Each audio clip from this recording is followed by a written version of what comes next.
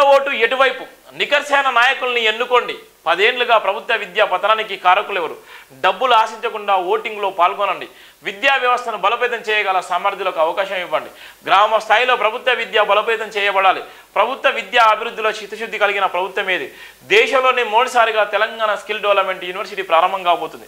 విద్యావంతుల మేధావులు ఎన్నికలను రాజకీయాలతో పోల్చొద్దు. డాక్టర్ బరిగెల శివ. ఇవాళ ఉన్నటువంటి ఒక మహత్తరమైనటువంటి ఎన్నికలు ఎమ్మెల్సీ ఎన్నికలకు సంబంధించి ఈ ఎన్నికలో క్రియాశీలక పాత్ర పోషించినటువంటి ప్రధాన పార్టీలు ఎవరు వైపు ఉన్నాయి, ఓటర్లు ఎవరు వైపు ఉన్నారు, ఇవాళ పెద్దల సభకు వచ్చేటువంటి ఈ ఎమ్మెల్సీలు ఎంతవరకు న్యాయం చేస్తారు, ఈ ఎమ్మెల్సీల పదవీ కాలం ఏ విధంగా ఉంటుంది, ఎమ్మెల్సీలకు ఓటు వేయవలసినటువంటి ఎవరు ఓటర్ ఇస్తారు, ఆ ఓటేసే క్రమంలో ఎవరిని ఎంచుకోవాలి, ఎవరికి మేలు జరుగుతుంది, ఎవరు ప్రశ్నించే గొంతుకలు అవుతారు, ఓటు నమ్ముకొని ఇవాళ మేధావులు అని చెప్పుకున్నటువంటి మేధావులు ఓటు నమ్ముకుంటే పరిస్థితి ఏం జరగబోతుంది అనేటువంటిదే ప్రధానంగా రాసినటువంటి వార్త.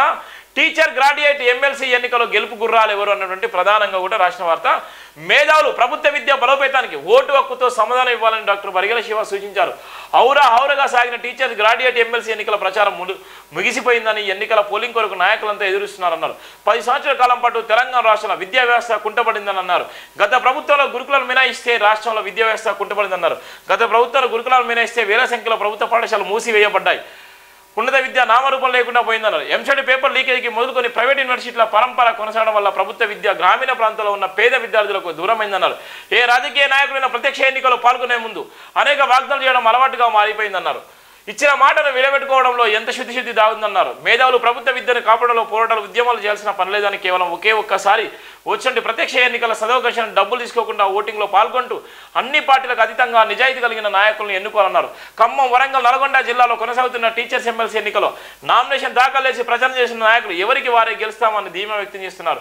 నిజాయితీ కలిగిన వ్యక్తులకు టీచర్ ఎమ్మెల్సీ ఎన్నికల్లో గెలిపించాల్సిన బాధ్యత టీచర్లపై ఉందన్నారు. కనువిడుపుగా కాకుండా గ్రూప్ రాజకీయాలకు అవకాశం లేకుండా ఇవాళ ఎవరికి మేధావులు అని చెప్పుకునేటువంటి టీచర్స్ ఎవరికి ఓటేస్తే వాళ్ళ సమస్యలు పరిష్కరించబడతాయి, ఎవరికి ఓటేస్తే నిజంగా టీచర్ల బదిలీలు అయితే, ఎవరికి ఓటేస్తే ఆ సమస్యలు అయిపోతాయి, ఎవరికి ఓటేస్తే నిజమైనటువంటి టీచర్లకు కానీ అక్కడ ఉన్నటువంటి గ్రాడ్యుయేట్ సాధించినటువంటి వాళ్ళందరికీ కూడా ఏ విధంగా న్యాయం జరుగుతుందని చెప్పడానికి ఈ గ్రాడ్యుయేట్ ఎన్నికలు దీనికి సంబంధించిన ప్రధాన వార్త కూడా జై విందిన బతుకులు రాసినటువంటి ప్రధాన వార్త కూడా చూస్తున్నాం. ఇది జై విందిన బతుకులు ఉన్నటువంటి ప్రధాన వార్త.